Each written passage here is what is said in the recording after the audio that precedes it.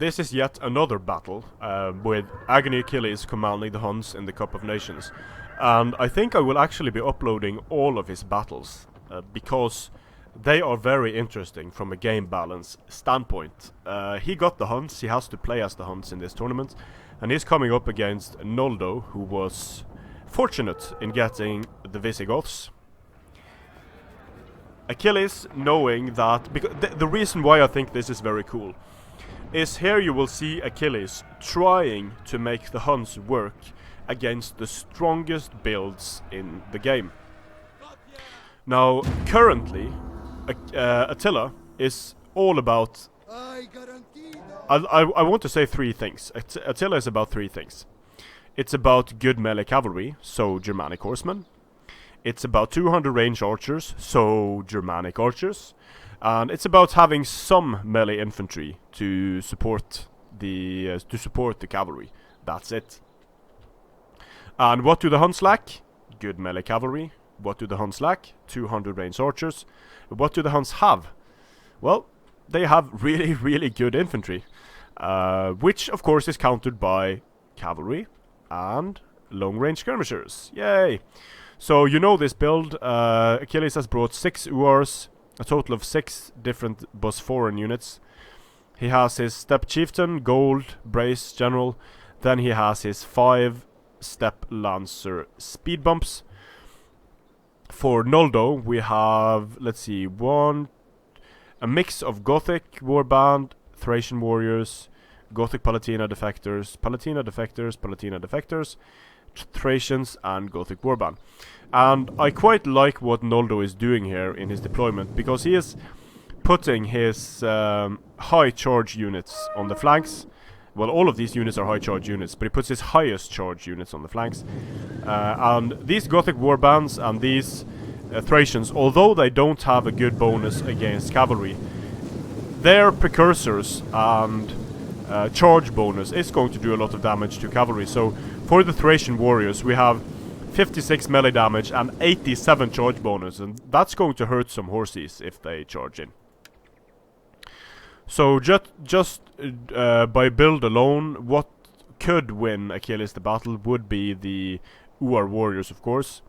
Achilles probably wants to focus on one segment of the army of Noldo at once, and here we have some MLG Hunnic tactics being used by Achilles, moving back and forth.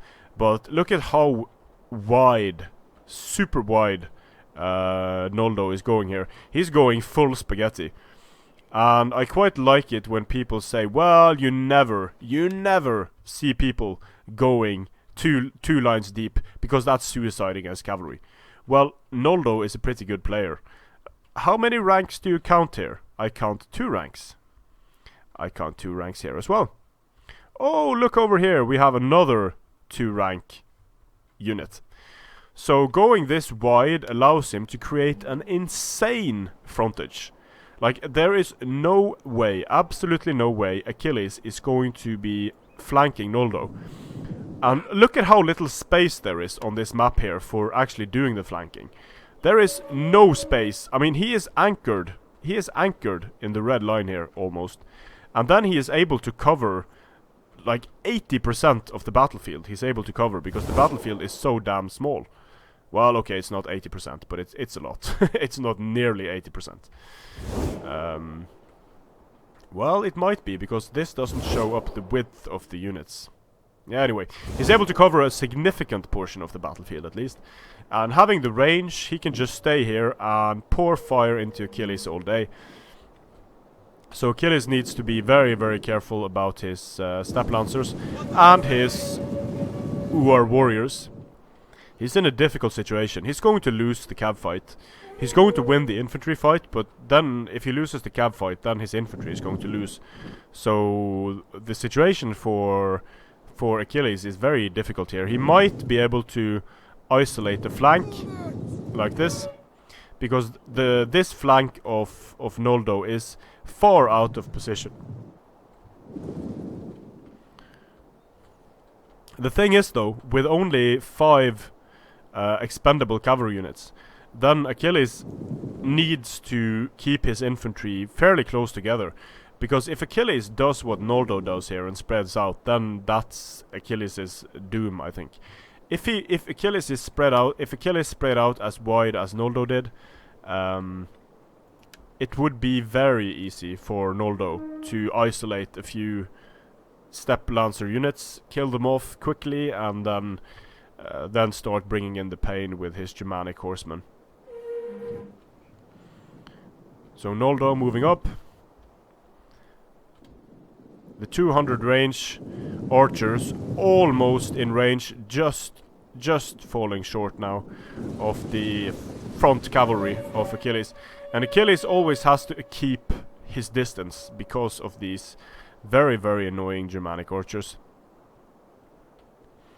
And he is in a position where if Achilles pushes here, it's going to be super easy to flank him by Noldo. Noldo just moving slowly, confidently up towards Achilles.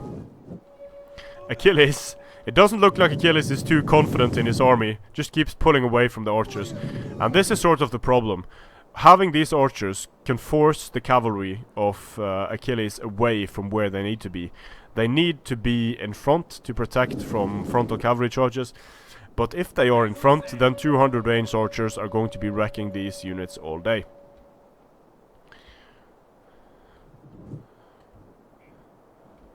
So once again, Achilles, in terms of army power and composition, definitely getting the short end of the stick here.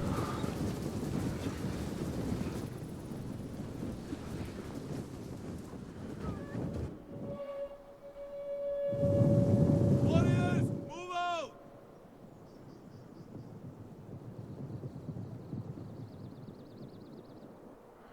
And we are far into the battle and not a single casualty from either side, I think.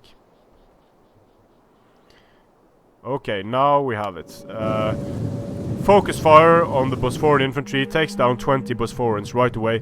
We have a massive frontal cavalry charge, but it's pushed back by a few Germanic horse units. And these archers are not firing now for some reason. I do not know why.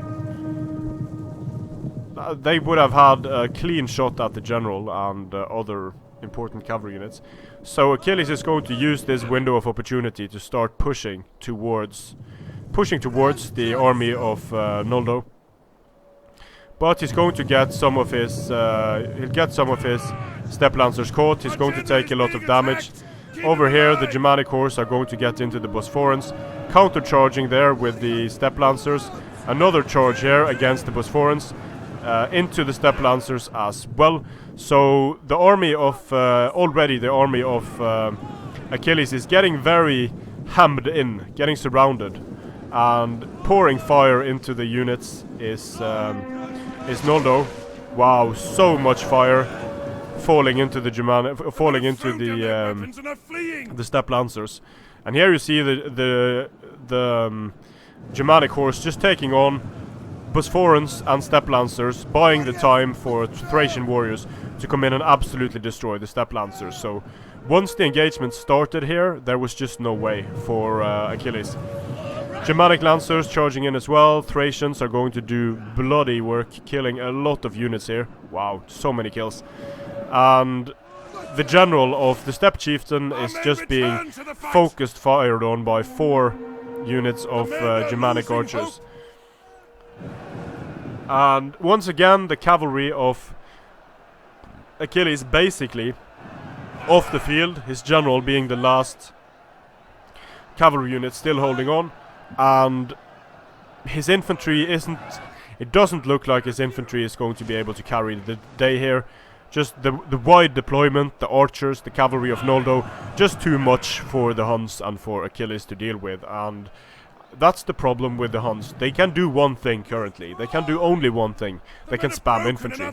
But in Attila, spamming infantry is probably the least effective tactic you can possibly do. Now the general of Noldo is dead, but it would be now the Hun general is dead as well. So yeah. Yeah, don't